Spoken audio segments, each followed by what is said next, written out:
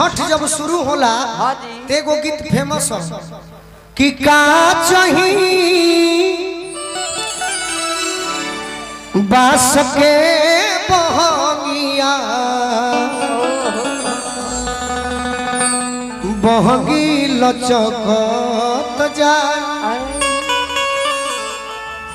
लेकिन छठ के हम कहानी सुनाई कि आखिर छठ मनाया क्यों जाता है। हाँ जी भारत देश के महान संत शंभु मुनि जी जेकरा पुत्र के नाम रहे राजा प्रियव्रत।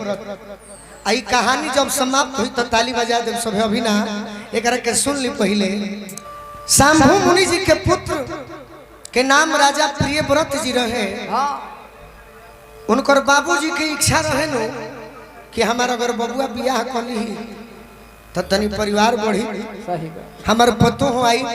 बाकी प्रियव्रत जी के मन कहाँ लागे कहाँ बियाह में ना ना ओकरा लागल रे मनवा अरे रहे वो करतार में आ सके दरकार में ओकरा लागल रे मनवा रहे वो करतार में आ सके दरकार।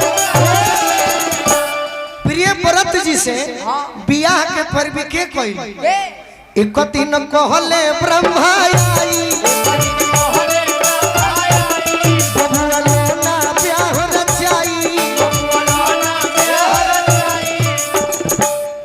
एक दिन कहले ब्रह्मा आई बबुआ लोना ब्याह रचाई। प्रियव्रत जी कहलन कि ना ये प्रभु रहे दी काहे बियाह करावो तनी तो कहले कि ए बालक तो सुख से बीती समैया अरे सकल संग परिवार में आ सके दरकार में सुख से बीती समैया सकल संग परिवार में आ सके ब्रह्मा जी के बात मान प्रियव्रत जी के बियाह भइल। हाँ जी पत्नी घर पे अली। हाँ हम मालिनी रहली पत्नी। आज जब घर पर अली 1 साल बाद उनका पुत्र के इच्छा होखे लागल। प्रियव्रत जी कहले कि अरे पगली हम तो एगो बियाह ना करत रहनी अब बियाह कैनी तो तारा पुत्र काहे खातिर। तो रानी कहत तारी कि एगो अरे होई त बबुआ गोदिया में अखेलई ती राजा जी एगो होई त बबुआ गोदिया में अखेलई ती राजा जी एगो होई त मुनवा गोदिया में अखेलई ती राजा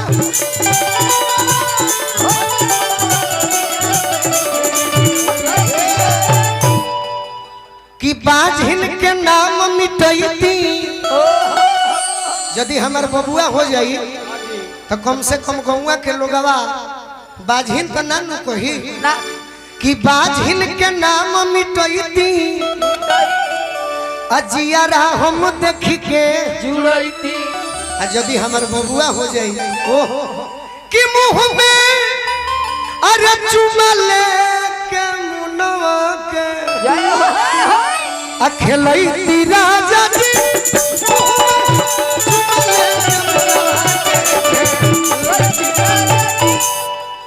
कुछ दिन बीती गईले हथवा के लकड़िया मनवा के उमिरिया हो पियर रे भइली ना रानी के सोनवा जस शरीरिया हो पियर रे भइली।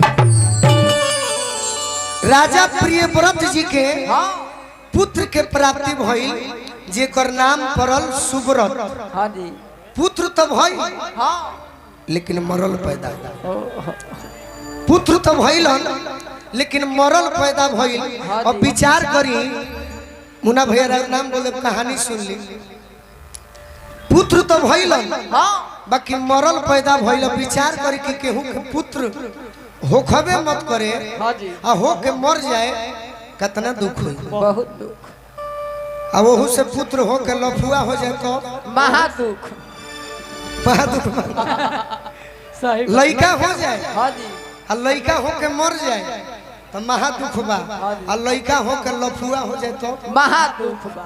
तो लइका तो भइलन बाकी मरल पैदा भइलन। राजा प्रियव्रत जी अपना लइका के लेके श्मशान की तरफ जाए लगलन।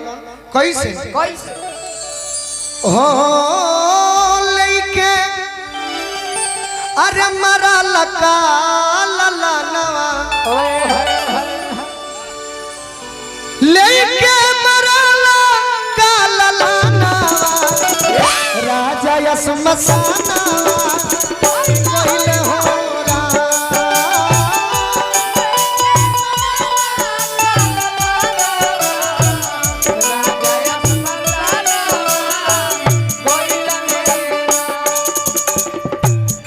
ढर ढर पहला नयनवा ढर ढर पहला नयनवा राजा जी जहानवा भइल हो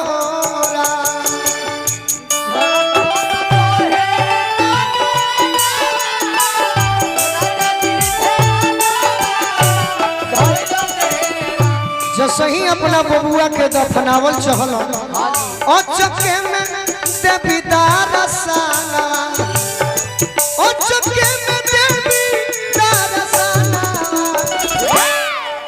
चके में देवी दर्शनवा जो सही राजा दफनावल चहलन आवाज आयल कि राजा रुक जा। राजा पूछलन कि तुम हो कौन? मेरा पुत्र मरा हुआ है, मैं इसे दफनाने जा रहा हूँ। रानी कहली कि जल्दी एकरा के दफनाई घरे चली जा। प्रगट होके देवी कहली कि राजा कुछ देर रुक जा। तो राजा कहलन कि तुम कौन हो? तो मुझे लोग खष्टी माता भी कहते हैं, मेरा नाम देवसेना है। तुम्हारा पुत्र कुछ ही क्षण में जी जाएगा, लेकिन तुम्हें कार्तिक मास में छठ का व्रत करना पड़ेगा। राजा प्रियव्रत जी कहलन कि हम जरूर करब। उहे छठी माई की कृपा से पुत्र उनकर जी गइलन। अब घरे घरे जाके राजा कहलन कि ते के हवे मलिकार हम मालिन बिटिया हई। राजा खुश होके कहलन करे मालिन बिटिया हमार पुत्र तो मर गई रहे, छठी माई के कृपा से जियत रहे, जियता तो तू एगो काम जरूर करी है। का? छोटी रे मोटी मालिन रे बिटिया भैया लोटे हो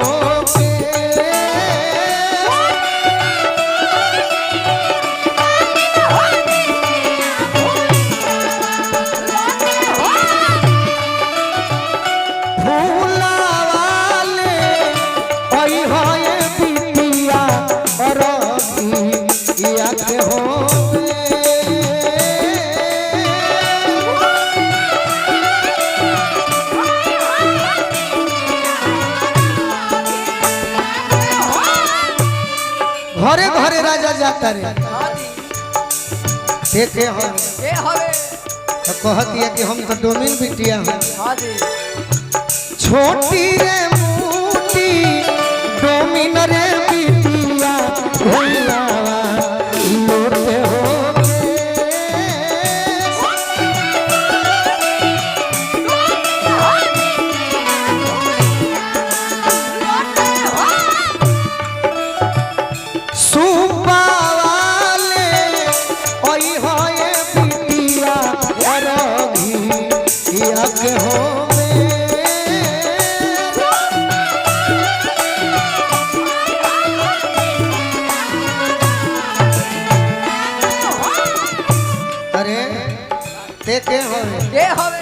मलिकार हम ग्वालिन बिटिया हैं। तोरो से आग्रह बा छोटी रे मोटी ग्वालिन रे बिटिया भैया लोटे हो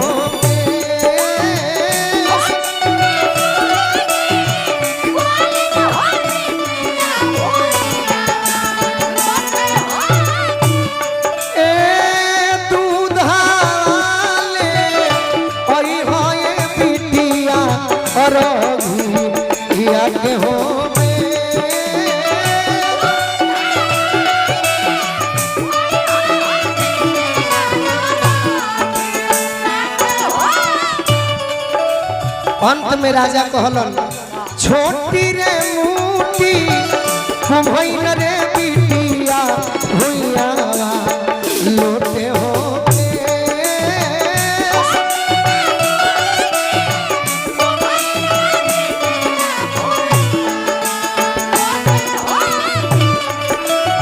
सब गार्जियन के बहुत बहुत आशीर्वाद मिलल, बड़े भाई के आशीर्वाद मिलल, जग समिति के तरफ से आशीर्वाद मिलल, मंच के उद्घोषक साहब के पुरस्कार मिलल, सम्राट कुशवाहा साउंड घरान बाजार ए दिया